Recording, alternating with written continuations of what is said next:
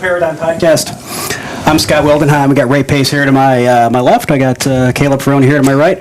Dr. Jordan Singer is joining us yet again for our return for resuscitation. Yeah, and then it's like ROSC on the episode. It's ROSC on the episode. Yep, we've got ROSC on the episode, and this doesn't look much like our usual podcast studio. So, hey, what we're doing is we've taken our show on the road. This is the Pre-Hospital Paradigm Podcast. This year we are getting out into the world, and just like we do with the rest of UH, we're going to get out in the communities that we serve, right? And actually do this live from a rotating set of our medical control departments. So first and foremost, we are at Avon Fire Department in Avon, Ohio, and thank you guys so much for having us and being part of our little trial run here, our first go around. And I'd like to introduce Chief Dave Swope from Avon. If you want to tell us a little bit about your department, what you do, and the floor is all yours, my man. All right. Now, am I standing or sitting? Whatever you want, man. Welcome. Thank you. Thanks for coming. Thanks for being here. I know I got a team kind of surrounding me here that is kind of excited about this kind of new, learning kind of facility that you're having this conversation about the pre-hospital stuff and with our med control. Avon is a city about 21 square miles. In 2023, we just celebrated our 20th year full-time, so we are a very young department, so we have not been full-time for that long. With that being said, the last census, I think, brought in about 25,000 residents that we cover with that single station that we currently have. Hopefully, as we grow, that's going to grow with us. Those 25,000 residents, I think last year, we had a little over 4,000 calls. 82% of those were EMS. So our EMS, most fire, departments out there run a lot of EMS. So we have 6 nursing homes in town, 2 full-time rehab facilities. 2 of those 6 nursing homes are the full complex of independent to assisted 2 nursing home, 7 schools that we protect in the public, and then 2 parochial schools, and 1 hospital in town. However, that hospital does not do trauma or emergency cath. So we do transport outside of the city. For trauma 3 is our closest at about 10 minutes or so. And then a level 2, about 20 to 25 minutes away. And then metro level 1, about 25 minutes away as well. So, and protecting all those people are our great staff here of full-time firefighter paramedics, about 40 on staff. That includes officers, firefighters, and command support staff. And we're just kind of excited to be here. I'm really excited to kind of sharing this conversation with you guys, and I'm sure they are too. Thanks for having us. Yeah, thank you. Yeah, this is exciting for us too. It's nice to be out of the studio and out in the world, right? So, having said that, there's also some other very interesting news. Is we are now going to be sponsored by FirstNet. So AT&T FirstNet is going to be supplying all of our moving forward. They're going to be supplying all of our data bandwidth for all of this streaming. Dr. Hill will be putting up on the screen there. There should be a QR code and some information that's linked to our the Pre-Hospital Paradigm.com website. And for anybody under University Hospitals Med Control that's not already on FirstNet, there is a discount code there, and they can sign up. We called that. We knew you were going to get a job right in the middle of this. It's Hospital City. And in addition to that sponsorship by FirstNet, that's all going to be running on the backbone of CradlePoint data. So they make the data modems that actually get all that information out in the world, and we're going to be bringing all that with us every single time. So FirstNet and CradlePoint are official sponsors of the Pre-Hospital Paradigm Podcast, and they're going to be the ones getting us out into the world from here on out. So thanks to them. And if you want to go to prehospitalparadigm.com/FirstNet, that, like I said, that offer for anybody that's already not part of FirstNet, AT&T FirstNet, which is the wireless network for first responders, right? You can, of course we lose that wireless for first responders. there's that discount code on there, and you can use that. So, and we'll have some more information about the Cradle Point stuff in subsequent episodes. So, having said that, Dr. Singer, thanks for coming back. And so a couple of things that we talked about we kind of talked around them on the last show was the refractory VFib VTAC cases and targeted temperature management, which we previously knew as induced hypothermia, right? So we talked around those because you and I both knew there were some changes coming for 2024. Those protocols hadn't been really publicized yet, and of course, they hadn't been finalized, so we couldn't have spoken to them at that time as gospel. But let's start with the targeted temperature management and the cooling. It's been abolished, right? We've taken that out of protocol. Why did that go away? Yeah, so first off, thanks for having me again. But yeah, we removed it from the protocol because there's been plenty of studies that have come out in the last 5 to 10 years which have shown that there was not improved outcomes, at least neurologically, for people that were cooled. What we really found out was that it's just really important to prevent fever. So if somebody's warm after they're arrested, that is quite harmful. And so we're aggressive in the hospital at preventing fever, but cooling people to 32 degrees Celsius or 34 degrees Celsius was shown to not be much extra benefit, and it's a lot of extra work and potentially could have been harmful. And so the reason that we took it out is because the data doesn't support it. And so it's one less thing to focus on because there are other far more important things to focus on in the post-arrest period because these are sick patients. Right. And then operationally, we always had a hard time with actually doing the thing, right? Correct. So what did we have? Right? Correct. So what did we have? This 5-10 years ago, we tried to carry cold saline, and we found that was just causing too much pulmonary. Packs, the cooling collar. And then we tried ice packs, cooling collar, stuff like that. But then secondarily, where there may be benefit with, say, cooling in the hospital or something, there's actually detriment if we cool them partially in the field or Correct. Poorly by putting it in the axilla, putting it on the neck, putting it in the groin, and then subsequently we can't maintain that. And first of all, it never really cooled them. I mean, we never dumped core temperatures with a couple of ice packs in the groin, right? But it was good theory, right? But to your point, if fever is present, it's still prudent and helpful to do those passive cooling techniques for fever, but not necessarily. I mean, we just can't cool them. We just can't cool them deep enough in our environment. Just in our environment, in the moving ambulance. It's just, there are resources out there. It's not effective. Obviously, the data doesn't support it. That's why we've essentially moved away from it. But it's interesting to see where we have come from to where we are now. Induced hypothermia, targeted temperature management. Chilled saline was good. Now chilled saline was bad. Now we're hurting people with it, right? Because it could affect the epinephrine if they arrest again, all those other things, and just our environment just not a good setting for it. Well, the key is that these are really, really sick patients. They need a lot of stuff done. And so if you focus on cooling, but then neglect all the other more important things, that's going to lead to airways, issues. And that's the thing is, sometimes you're only one provider in the back of the rig for a critically ill patient. There's only so much you can do at one time. And so the key is to focus on all the other stuff that we talked about in the initial episode, and we'll review a little bit today, because that's the stuff that actually makes a big difference in these patients. I imagine when technology catches up and we can somehow take that Arctic sun that machine that cools deeply and thoroughly in the hospital and move it into the ambulance and miniaturize it, maybe it'll become a thing again. One more thing on the plate. But with what we have today, we just can't do it reliably. So that's why you'll find that missing in the 2024 protocol, and really just emphasis on treating fever. I think something cool to point out is we keep mentioning data, and that the data doesn't suggest it. University hospitals is big enough in our protocol systems that we're compiling our own data to get that information as well, and we're a huge source of that data. And you look at things that come and go from the protocol, a lot of that is from our own sourcing data saying that it's not working or it is working. So hundreds of thousands of PCRs, right? It's not just. You don't have to open a book, and we can look at our own book. We can look at our own. We can look at our own book. It's cool to see it drive that way.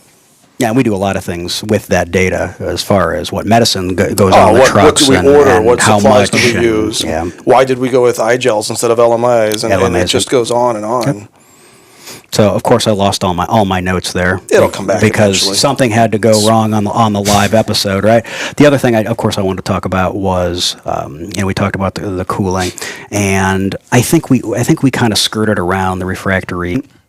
And first of all, tease out for us a little bit the difference between the recurrent VFib VTAC and the refractory VFib VTAC patient, and does that matter to us in the field, right? Yeah, so we know that shockable rhythms, at least in cardiac arrest, is a good prognosis because you can fix them with electricity. But when electricity doesn't work, this is actually a really bad thing, right? The thing that is supposed to fix these patients is not working. They have as bad of an outcome as people with asystole and PEA just because everything we're using is not working. And so refractory VFib or VTAC, we'd call electrical storm. I mean, basically we're trying to get the heart to beat normally and the electricity is just not working inside the heart. And so at least for refractory and recurrent, if they're going to arrest, you just treat them the same. And in these situations, we still do the same ACLS care we would always do, which is early compressions and focusing on shocking them repeatedly every 2 minutes. And then after that, we should try to do something different. So after 2 to 3 shocks, our protocol kind of emphasizes trying to mix something up in some way, whether it be getting medications on board, which it would be amio first line, and then if you don't have amio or you ran out of amio, you can consider lidocaine, because our protocol does allow for lidocaine in this situation, but we only carry the lidocaine for the IO. But that same medication we'd use for the IO, we can use in this situation. But then the other thing is throwing on a second set of pads, and so it's often easiest for us to put on the anterolateral pad position and shock patients that way, just because we're already doing compressions. But sometimes anterior posterior works a little bit better, and sometimes using both at the same time is better. And so our protocol kind of emphasizes changing something. So you should leave the first set of pads on, but then put the second pads anterior posterior at your next pulse and rhythm check. And if you have a second monitor, you can consider double sequential defibrillation. And if you don't have a second monitor, you try vector change, which is just pick the other one and try that. Don't take the pads off. Just leave all 4 pads on, because you may get a second monitor in a little bit, and then you can kind of plug it in and see what happens. I kind of want to tag off the end of that too. So I'm a big bread and butter paramedic. How do we do it in the field? And we have to kind of anticipate those things. So if we get to the patient and we're doing manual compressions, and one of the things that we really all benefit from is code stat, and we look at how can we do better on arrest. It's like in a report card for us. One of the things that my guys try to focus on, if you walk in and you try to put that Lucas on all in one false swoop, you're going to be over 10 seconds. So you're interrupting your compressions. So I always try to teach our personnel, or any class that I teach, when you walk in and the patient's in cardiac arrest and we start manual compressions, you put your first set of pads on and you might deliver that defibrillation, and you want to put your Lucas on in 2 stages. One of the things that you can incorporate into that is doing the A&P pads. At least do the posterior pad before you slide the back plate underneath your patient, because once you put that Lucas on, now you're committed, and then we don't want to create another pause down the road for, well, I want to do A&P. And these are better thought of in the beginning of that cardiac arrest, so that we're not interrupting our compressions. Our coronary perfusion pressure is up, and we're able to place them early. And if you need them and you need to use them, then they're there. If you don't need it, then it's just a pad sitting there. It's not going to interrupt your arrest. So even kind of spinning off what you said, Doc, is thinking ahead, just trying to add the placement of the A&P even earlier before your Lucas is fully on. And consider practicing that operationally. So it's very easy for us to talk about it. It's another thing to actually go operationalize. Do that. So even have one of the firefighters in the department be the mock cardiac arrest patient and just practice with a set of pads, putting the Lucas on. Hopefully they don't have chest hair. Yeah, that's they won't after this. That's true. But consider practicing it, because the only way to get really, really efficient, shave seconds off, which matter in these patients, is to practice getting that muscle memory when it doesn't matter, such as in practice. Then you're ready to go when it really does matter for somebody. So you say second matters, and I think it's important to point out that we're not talking about transport time, because some of these could be stay-and-play patients where we need to be focusing on good care that's going to be the same care that you're giving in the hospital, in this case, in the emergency department, in somebody's front room or kitchen or wherever. Wherever and I they think fell, we need to remember that we're doing probably, in some cases, better care than the ERs, because this is our only job, instead of 20 beds in the ER and 18 of those beds being super sick. So we're here committed to one. Yeah, you got 3, 4, 5 to 1 patient care ratio. You know, what hospital are you going to find that at, right? True. But at least for medical cardiac arrest, you're right. The default is stay and play. There are exceptions, which include if you think the patient arrested from a massive PE. Certain exceptions would be for refractory VT or VF if you're close enough to a center that does ECMO, and so that would be very specific. You can also do that for hypothermia, like you're going to have to run that arrest for 4 or 5 hours, depending on how long it takes to warm them. So that's someone that you transport and arrest. Pregnancy. Pregnancy would definitely be one, just because they may benefit from a perimortem C-section. And then hyperkalemia, because sometimes these patients who die of hyperkalemia need 3, 4, 5, 6 grams of calcium, and at least our drug boxes don't have that much. And so if you think that killed them, they may need to go to the hospital to get extra calcium. But aside from that, and trauma is another exception. So trauma arrest we treat very differently. But medical arrest is a stay-and-play patient, because exactly what you said, you do the same really good ACLS care that the ER does.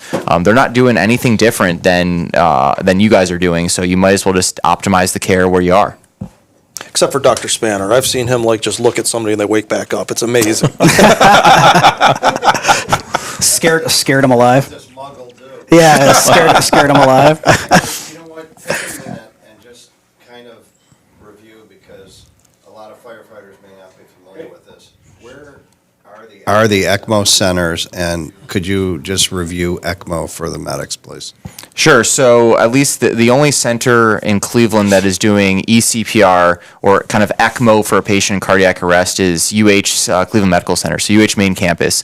And so it basically, if you were a squad that transports to UH main and you could get them from to the hospital within 30 minutes of the time the patient drops. So we're not talking from the time you arrive there, but the time that the patient is thought to have arrested, you can get them to the ER within 30 minutes. They would be a candidate for eCPR, because the goal is getting them on the machine within an hour of them dying, of actually going into cardiac arrest. And so if you're close enough and you, as I said, the default is generally stay and play, stay and do everything. But if you get there and you think I could get this person within 30 minutes of when they presumed to have went into arrest, then the first thing you're going to do is throw on the Lucas, defib once, and if it doesn't work, start extricating and saying we're going to still give epi and do all that important stuff, but the priority is now transport while we're doing that, because they may be a candidate for ECMO. And so what ECMO really is stands for extracorporeal membrane oxygenation. And so you basically are putting the patient on a heart and lung bypass machine.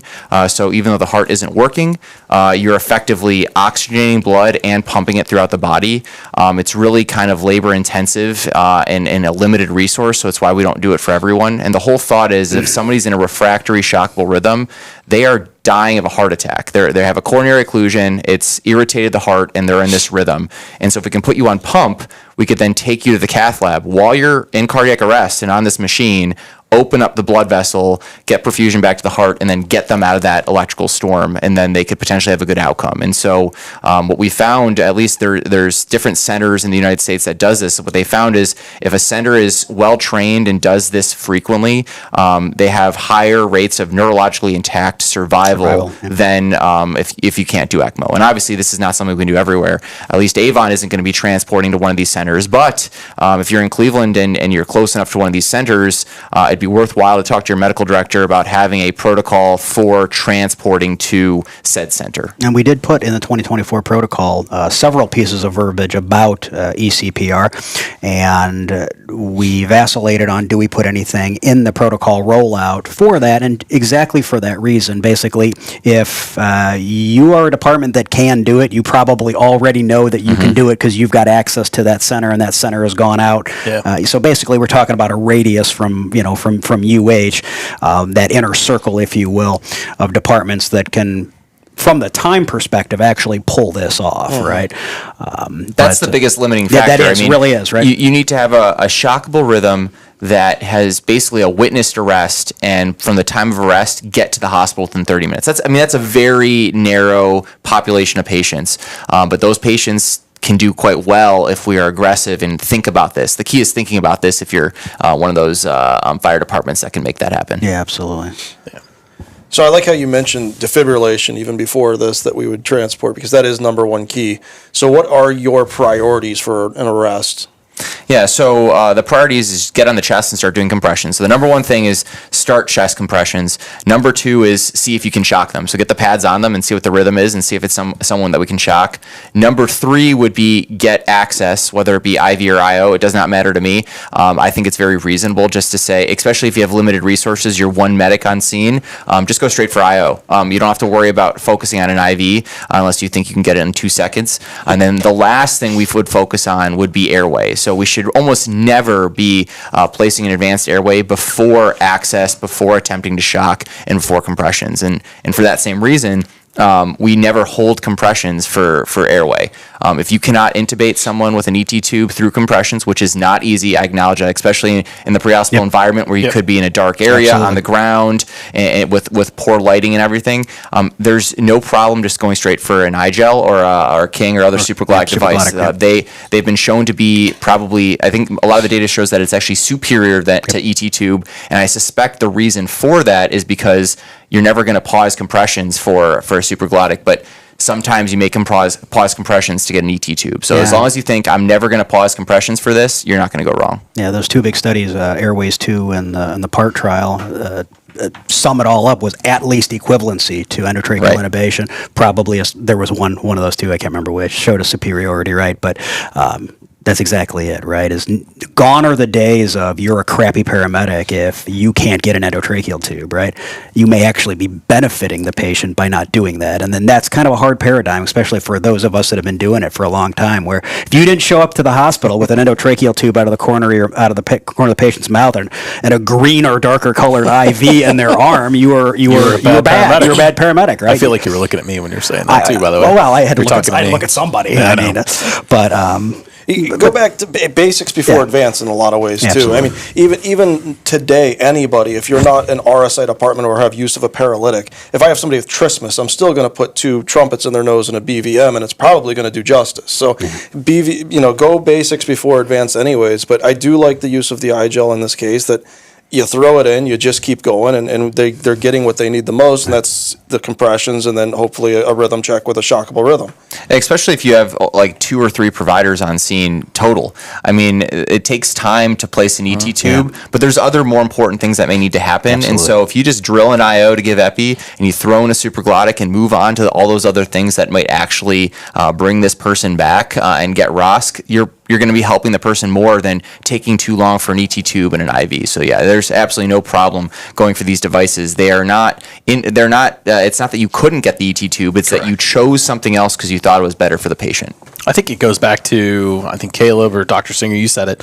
I think it goes back to the way you practice, right? And there's a lot of merit in that. So we do all types of different things, just speaking in the fire service in general, turnout times, get dressed fast, pull the hose line, we do air pack drills, we do all these types of, for lack of a better word, I don't want to say competency, I don't love that word, but for proficiency, we want to try to do all these things in the fire service so that we're proficient, so that we can do these things. And I've always viewed this in the same way in EMS. And I agree it always starts with the basics, but these are all able to be done at your department to be able to practice it with your staffing. So if your staffing is you're going to have 4 people on a cardiac arrest, then you should practice with 4 people and a sim man, and you can include the pad placement, you can include the Lucas placement if you want to practice intubation while somebody's doing CPR and not pause it. These are all the types of things that I don't think we necessarily practice enough. We could always do it better. One of the things that Stryker does is they bring in their cardiac arrest symposium, for lack of a better word. I can't remember, resuscitation symposium. I'm sorry.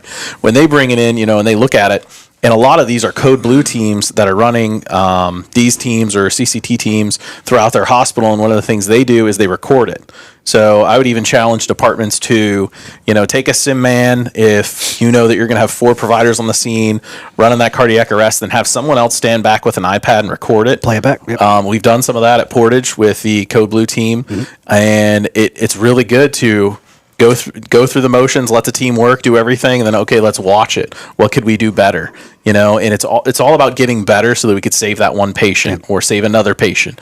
And it's just teamwork. And the more you're going to do it, the more reps you get, the more proficient you're going to be. And we know that mortality rapidly climbs for every minute somebody's in cardiac arrest. And so if you can shave off 20 seconds here, 30 seconds there, 20 seconds there, I mean, you're really increasing the odds of success in these patients. I'm going to interject here. I'd even go back to what Dr. Ross Compenza said over the summer about practicing with his squad in green. Take it away. No, go ahead. You might be making a different point than I was, but I was referring to his lecture with the airway isn't even for the first in back.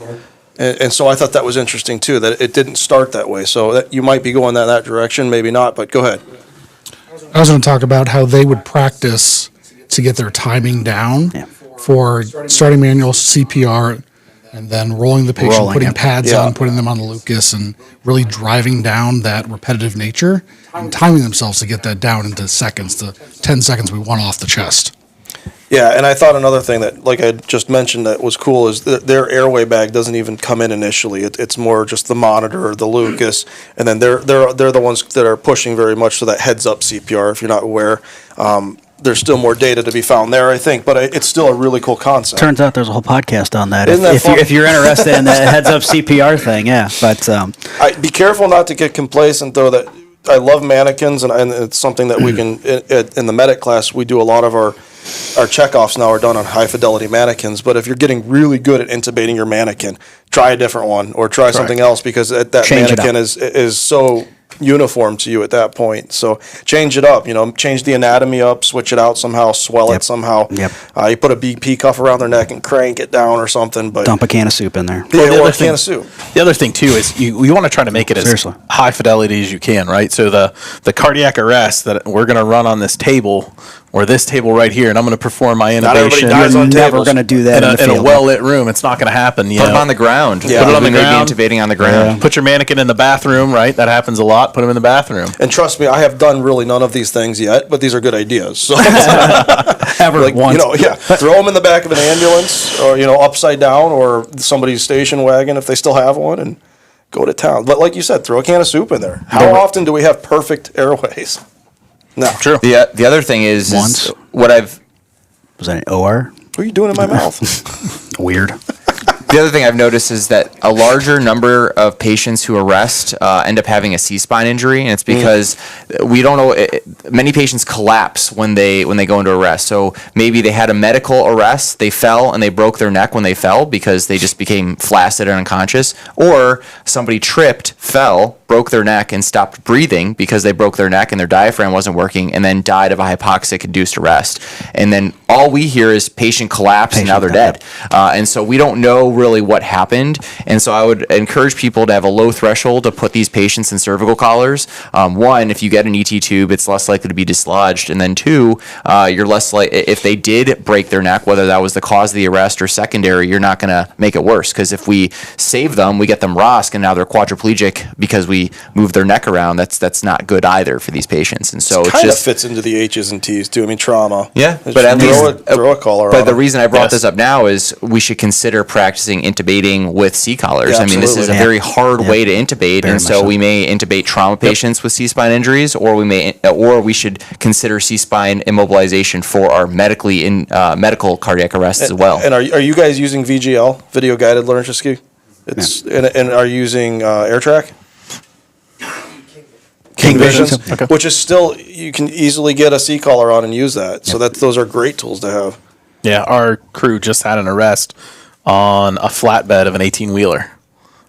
So we literally they were like, well, he fell, and then he's in cardiac arrest. So put all of the equipment up there. You put all of our staff get up there. They're doing a great job, and we immediately collared the patient because it's like you can't clear it. We don't know, and then we actually we ended up just placing an endotracheal tube with the patient was C collared. We used AirTrack, but another just version of video laryngoscope, and it was it was fine, but I also think it helps to secure that ET tube once you have it, and their neck is not going to be moving as much. It's not going to be flopping around. It also just gives you some added security once you've placed an eye-gel, an ET tube. It's all advanced. It's all advanced airways. It's not just it's beneficial. Because you could think just extending your neck and flexing your neck, how much the ET tube could shift.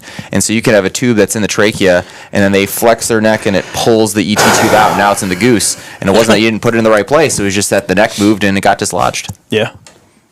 Why don't you give us that question for Matt? Matt. Yeah, I can click on it, but you're right there. You gonna bring it up? All right. So, Dr. Hill probably spiked this question and had it asked by somebody on the outside. But here we go. You ready, Dr. Singer? Sure. Do you recommend or find any efficacy in the use of sodium bicarb in out-of-hospital cardiac arrest? Yeah, so not like it's his favorite talking point or anything. So this is where Dr. Hill and I disagree. We have a friendly disagreement on this. But the reason, let's go, guys. We'll be back in an hour. Yeah. The reason that we disagree is that the evidence doesn't support one or the other. Right. And so I think that sodium bicarb really only has a place in cardiac arrest if you think they're dying of hyperkalemia, yep. And you've already given calcium, then bicarb is an adjunct to that, but it should never be given in lieu of or of calcium or before calcium. The other exception would be is if a young person or somebody overdosed on a sodium channel poison and you thought that they arrested because of that, then we would want to give them a boatload of sodium, and so we'd give sodium bicarb for the purpose of that. That's that call. Somebody really wants to get that is literally the one call I said is that your I would medical control potentially call? need to pick up. Sure. John Hill subbing for Yeah, Dr. so Singer. there's only one phone call that cuts through my silence, and it's when one of my squads needs me for online med control. So thankfully, there's another medical director in the room who can take that for me. Oh, there's even two more. That's very true. Yeah, we can count him. I can make this work. He is the president of the of the institute. So, how about you guys? Any questions out there? Can you make one up? All right, where'd that mic go? And there you go. And you'll need to slide the Bluetooth up, which is the far 1, 2, 3, 4. It's the sixth one from the left. She's got it. She's got it. Caleb and I aren't allowed to touch any of that stuff. No. This wouldn't work. With the vector change in the shocks? Yeah. You're doing it after the third shock, correct? I don't remember where the protocol specifically specifies it. Do you remember? Yeah, but like between 3 and 4, right? Yeah. And we were intentionally nondescript in that because, I mean, if it's not worked three times already, you can go ahead and flip over to that. And that's a whole new protocol for 2024, right? So what was the refractory VFib and VTAC protocol, which historically was just a bunch of stuff that was jammed down in the left corner of the VFib VTAC protocol, that wasn't getting the attention it deserved, right? And there was other things, literally, if it's not working, change something. We moved all that to a separate page so we had space for that. And then I believe 1, 2, 3, the fourth one, I believe there's 4 shocks on that page before you. But does it really matter? It probably doesn't matter if it hasn't worked, 2 or 3 times already to go ahead and consider that vector change, right? The key is to think about it early. My question was why not early? So you can do it early. So the only negative is it's just one extra step and it's an extra thing to think about. So we don't want you to focus on that too early. We want you to kind of think about all the other stuff, like maybe getting amio on board, making sure that the Lucas is doing good compressions, basically all the stuff that we'd otherwise expect for this. There's no reason why you couldn't do it early if you've already managed everything else and optimized everything else. Okay, thanks. Anybody else? Chief? New vector change and the Lucas. So we're putting it in the center of the chest. Has there been any test done as far as the Lucas and the wiring or the gel or the pad itself breaking down after. So you're not going to, so when you do anterior posterior positioning, you don't put it directly in the center of the chest. It's a little bit off to the left because the heart is a little bit off of midline. So anterior posterior is going to be right on the left of the sternum, and then just left to the vertebral column in the back. So it won't be directly under the suction cup. It'll be a little bit off of it. Oh, so the suction cup, because that's I would think would go over part of that pad, or is that not a concern? It'll go over part of Probably it. the It'll corner cover, of it, yeah. I think it'll cover part of it. Yeah, Chief, Yeah. you have a good point, and that's a good thing that we're talking about that. I'm glad you brought it up with a little bit of an offset is what's needed. Some of the squads that I've seen that have done anterior posterior, I've not seen any degradation of the pad or anything. I don't have a current study to like back that up. It's just what I've seen. It's anecdotal. I've never seen it either, and I've had a lot of anterior posterior pad positioning. Oh, okay, good. That's a good question. But don't put it directly under the suction cup. It should be a little bit off. I just knew the suction cup would be covering. Sure. Part of it, yeah. And if you don't use the neck strap on the Lucas, it's always going to go this way anyways. You should always use the next strap. Yes. Absolutely. And the other thing too, kind of to piggyback off of that, is we want to remember, no matter what pad placement you are using in your cardiac arrest, when you pause the Lucas, you do your rhythm check, you're making that decision rapidly, this is a shockable rhythm or it's not, you should immediately start that Lucas again. And then I also want crews to remember that you can defibrillate while the Lucas is doing CPR. So that's one thing that we want to make sure that everybody remembers. And it decreases your pause time, increases your ability for some type of conversion to a sustainable rhythm as well. And that's a good reminder. So if you're doing manual CPR, not with Lucas, you should only pause for the pulse and rhythm check. Then you should get back on the chest while the device is charging, and then only pause to deliver the shock, and then immediately get back on the chest. And you won't do another pulse and rhythm check for another 2 minutes. But if Lucas is doing all the work for you, which is great, it's a great compressor, all you do is you pause for the pulse and rhythm check, you turn Lucas back on, you charge the device, and you shock without ever pausing the Lucas. The next time you pause the Lucas is for the next pulse and rhythm check 2 minutes later. So that's how you really can minimize pauses to maybe only 2 or 3 seconds, because that's how long it takes to feel and look. And I think it's even easier if you find your pulse before you do your pause, right? So if that Lucas is doing compressions, or one of you are doing compressions, you're coming up on that 2 minute rhythm check, feel for the pulse while you're doing compressions. It's a lot easier to find, because a lot of times as soon as you stop, it's more difficult to find it. And then we go over that 10 second threshold. So while your Lucas is doing compressions, or one of the crew members find your pulse, then locate it, say, yeah, I've located it. As soon as you pause, it's going to decrease that amount of time. Do I have a pulse? Yes or no? Is that a shockable rhythm? Yes or no? Lucas starts again. You've already made your decision. So you're really shaving those seconds down to maybe be 4 or 5 seconds versus stretching it out to even to the 10. And that was one of the things we found when we just started practicing with a mannequin, like just run the code, video record it on an iPad, or just have somebody stand by and just kind of critique it. How can we get better? How can we get better? Yeah, and find your pulses and mark them too. You save some time for the next one. If you put an X over the pulse and you know that's where it's at, next time you can go right back to the X. So.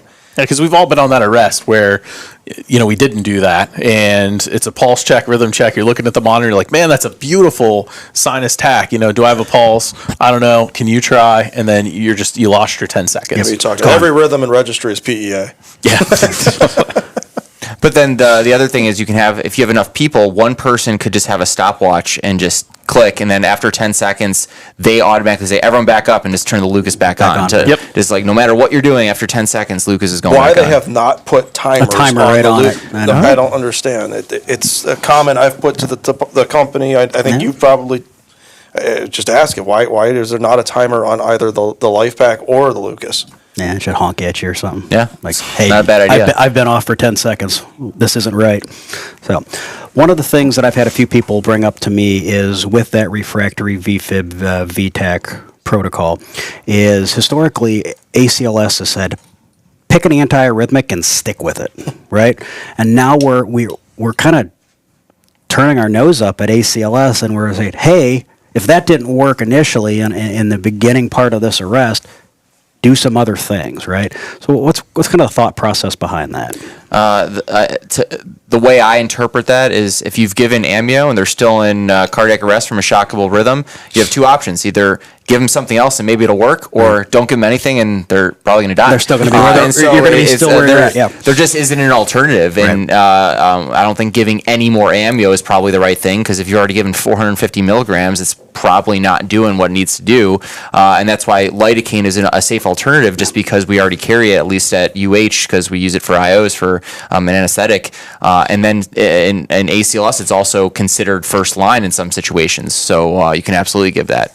But that hesitance there, I guess the point that I wanted to make there is, we know we're off script with ACLS. That was a choice, right? That wasn't something that was a decision made in a vacuum. And that's still true for most arrest situations. In that first 3, 4, 5 shocks, that's still expected behavior, but. You get to the point where just doing the same thing over and over is literally definition of insanity, right? Is you got to change it up. You got to do something else. Hence the vector change. Hence the double sequential. Hence the addition of the different agents and whatnot. Try something else. Right? I mean, if you've already done 8 shocks, this person is probably not going to survive. I mean, we're at the Hail Mary portion Absolutely. of the cardiac arrest care, and so at this point, it's really throw the kitchen sink and hope something sticks, and that's the only chance they have. So we do give this guy or gal, we give them some antiarrhythmics. They've been shocked a bunch of times. We've given them some pressors, and we get ROSC. All right. This is just a patient we can throw in the ambulance, drive fast to the hospital, right?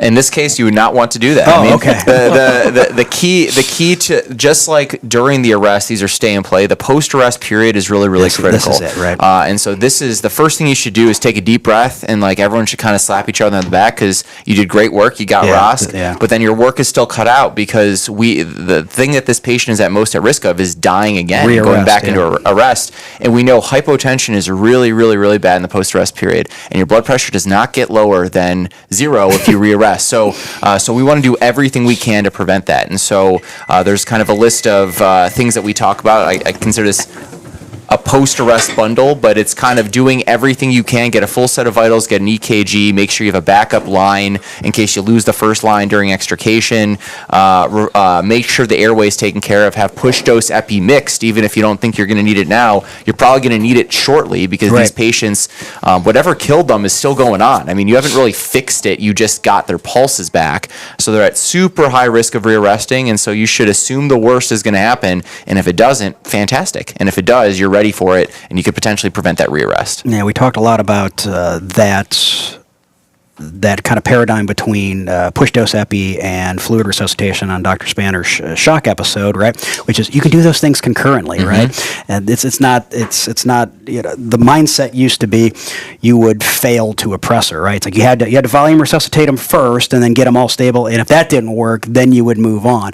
This is the case. They just proved to you, right? They proved to you how sick they were. You should be doing these things sequentially at the same time. And then if you think fluids are bad, obviously don't give fluids. If you listen to their lungs and it's full of fluid, you think they died of some complication of heart failure, then I wouldn't give that person fluids. I would lead with push dose epi and be aggressive with push dose epi, but it just depends on the situation.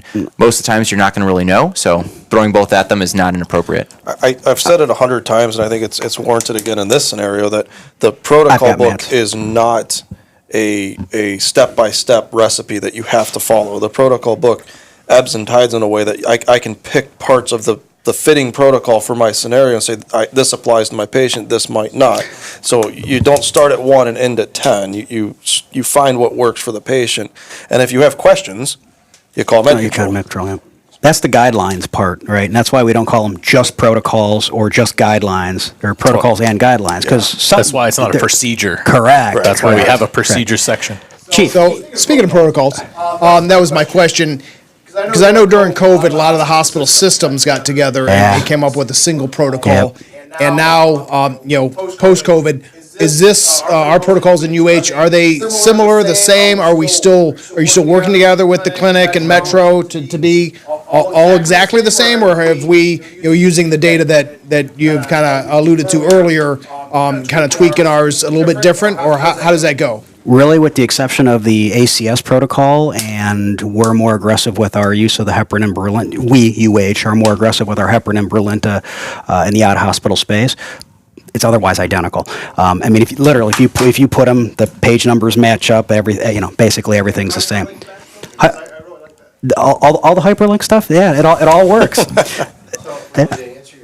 Hey, you need to pot Don up. Meeting, and Jordan's on the meeting, I'm on the meeting, Dr. Luke is on the meeting. We are working with Metro, Absolutely. We're working with the Cleveland Clinic. We are all playing in the same sandbox so that all of our pre-hospital providers are providing the best possible care for the patients. And we've been working together. COVID really brought us together. And then regionally, I think we've done a really great job. Yeah, the amount of stuff that we put out during COVID to keep up with that amongst that group was actually rather remarkable. So, a little bit off topic, but you're talking about airway kind of being like a last resort. With how we staff our third out rig, sometimes it's just two guys. Sure. If you go on a call and they arrest en route, is there any benefit to maybe throwing like an OPA and a non-rebreather? Like, is that something you want us to do if we're in that type of situation, or would you not really, I guess, bring it up or matter if we didn't? That's actually a really good question, and honestly, I strongly believe that when it comes to cardiac arrest care and airway, that BLS airways are a really, really good option, especially if you're one provider or two providers and you have other more important things to do. So I don't want you to emphasize the airway, with one exception. If you think they died because they lost their airway, like some crushed trachea or something like that, or they choked, then yes, you want to emphasize the airway first. But otherwise, in that situation, apneic oxygenation is certainly something to kind of consider. Just put an OPA, a non-rebreather, and focus on the other stuff. And when you do all the other stuff and you're still not at the hospital, then absolutely you can manage the airway with a supraglottic or an ET tube if you think that's appropriate in that situation. But it's a very good question. Yeah, remember also in protocol, passive oxygenation with the nasal cannula during beat me to it. intubation Yeah, you beat me attempt to is something we're still any airway asking as attempt well. that doesn't have to be strictly for intubation. That's often a thing that people like. Oh, it's for intubation only. Any It's airway attempt. any airway Correct. attempt. Still a benefit. Nasal cannula until the knob stops. Right. And honestly, we really would get oxygen passively. We wouldn't really even need to have the ventilation aspect of it if we didn't have to off gas. Yeah, get rid of CO2. So you could just live on just passive oxygenation if that was the case. Bruce, you have a question? All right, going with kind of back to your anti-arrhythmics or Yeah. mix. With lidocaine coming back in, are we going back to hanging drips afterwards? Because with amio, kind of go through the 450, you don't really come across it, and we're talking about pressors, getting kind of back to that. So with lidocaine in the mix, are we going back to hanging drips if we get ROSC? So with antiarrhythmics, the only time you would give more antiarrhythmics or hang a drip with ROSC is if they had a shockable rhythm and have tons of ectopy, and you're really worried they're going to go back into that shockable rhythm. So if somebody's in VT or VF and you shock them out of it and they're just in a sinus rhythm with minimal ectopy, we don't give those patients antiarrhythmics. But if they're throwing PVCs left and right, going in and out of VT, then absolutely, I would do a drip in that situation. For lidocaine, it's really, that's the Hail Mary after you give amio in the setting of refractory VT or VF. So in that situation, we would not do a drip. But it's absolutely reasonable to consider amio as a drip after ROSC if there's tons of ectopy. But only if you're not giving the entire dose. Only if you have not given the entire dose, correct. And I'm going to give you a less clinical, more operational answer, which is you don't have any more lidocaine in the box. So there was only one. Yeah, there's only one box in there currently. So you really can, right? Unless you maybe had a second. Well, even at that, you wouldn't have enough to make you wouldn't have a gram to make a. So you've been a medic a little while. So shock, everybody shock, and let's make patients better. Remember those days? Yeah, Yeah, right. then we were handing lidocaine. So while we're talking about antiarrhythmics, is this? Oh, it is going to let me do it. All right. Would you recommend magnesium in a pulseless VTAC? I know you would only go for it in torsades, but if the patient looks malnourished, would you give it a try?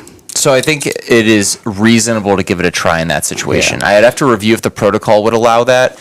So the key is as we kind of alluded to, the protocol is meant to be, these are the standing orders for what you can do without talking to med control. But if you think the protocol does not apply for some reason, that the patient needs X, Y, and Z, and the protocol is not letting you do that, that's not permission to not do those things. That's a recommendation to call med control, get them on the horn, and then get the order to do what you think is necessary. Because you're allowed to do anything in your scope of practice, provided you have an online med control order that says you can do that. And so oftentimes some of my best medics call med control more frequently than anyone else, because they know when the protocol doesn't apply, and they know when they need to be more aggressive and when it falls short. And it never ceases to impress and amaze. And I give them basically the exact order they ask for almost every time, because I'm like, you're exactly right. That is what this patient needs. So if you have torsades, yes, you can give magnesium.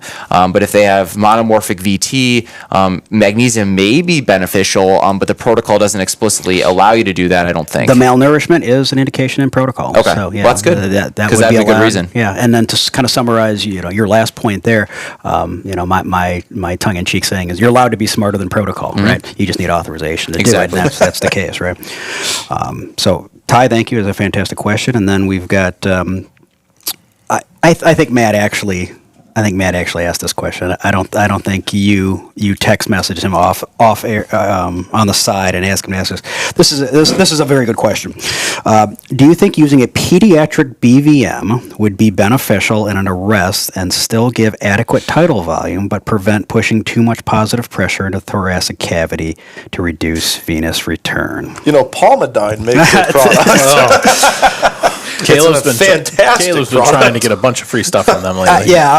But they have taken the initiative to redefine the BVM, and I am so supportive of it.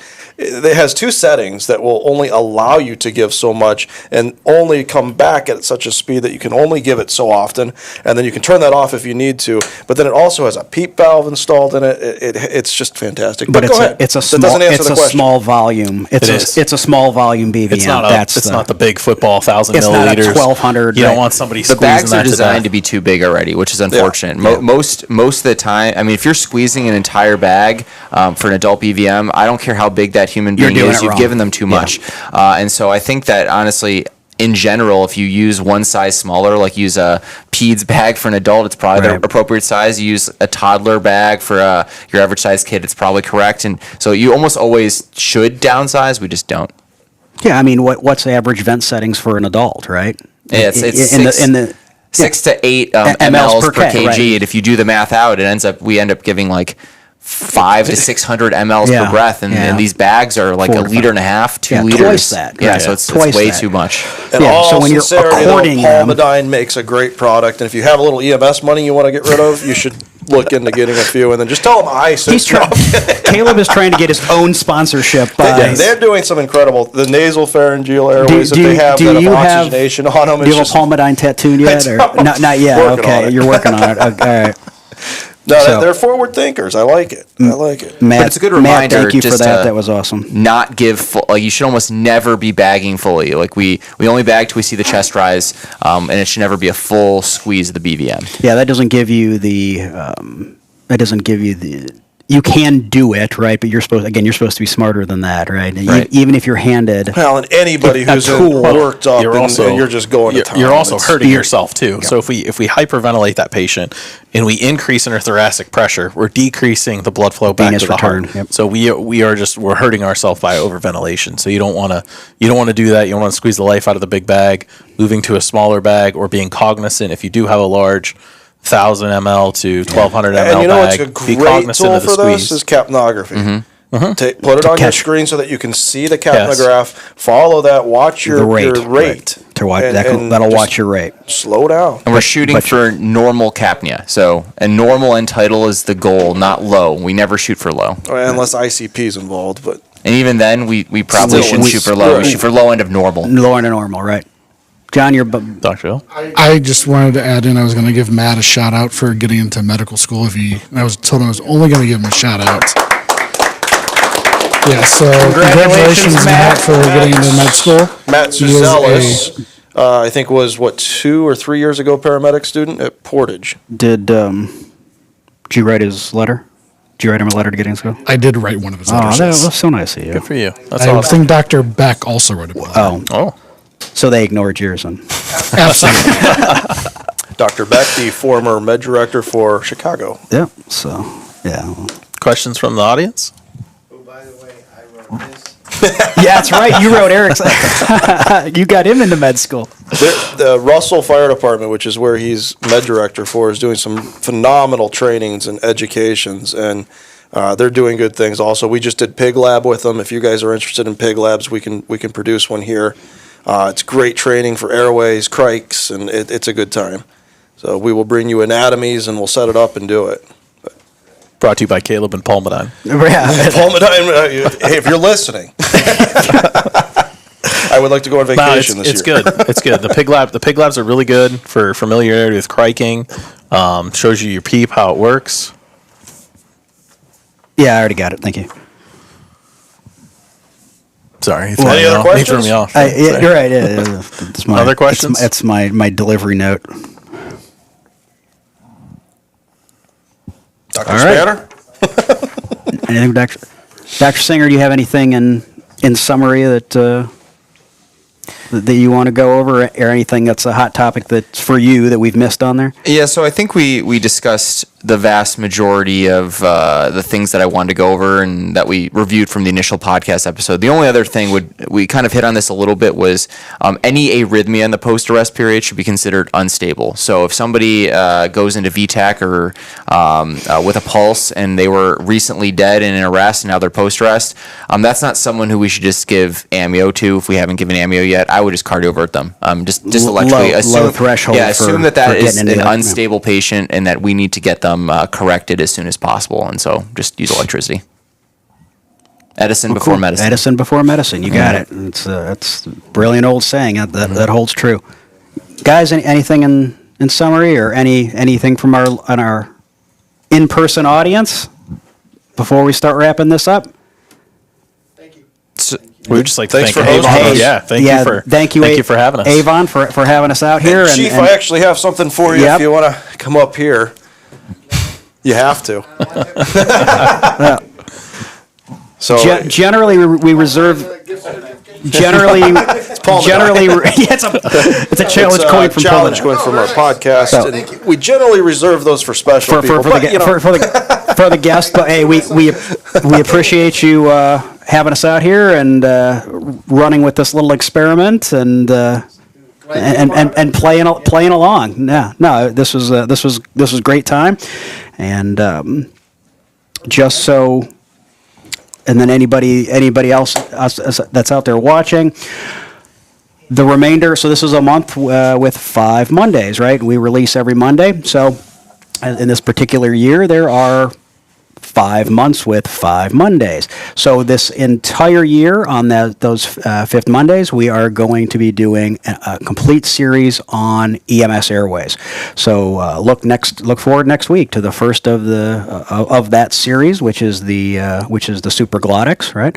And we're doing a deep dive on that. Of course, we expand that all the way down, of course, into surgical airways, and we get pretty deep on all things EMS airway management. So that's what we're going to be doing for the remainder of the year on those filler days. We're running this little sub series.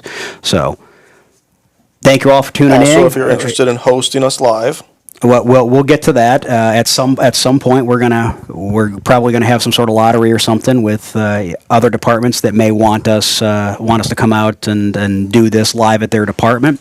We don't have that set up quite yet. We're probably gonna go like the first quarter, picking and choosing and being careful as we're learning this new adventure, and then we want to open it up. We don't want to just go to the full-time professional departments. We want to be at the volunteer departments. We want to be out. We want to be out with everybody. I mean, we've got 300 med control departments, and we want to represent a cross section of that. So, look forward to. We'll have some information about that as that evolves here this year, and of course, we'd like to thank FirstNet and Cradlepoint for their support and getting us the hardware, and of course getting all of you under UHEMS Med Control the option to get their discounted service. So we appreciate everybody coming out, and thank you all, and we'll catch you next time.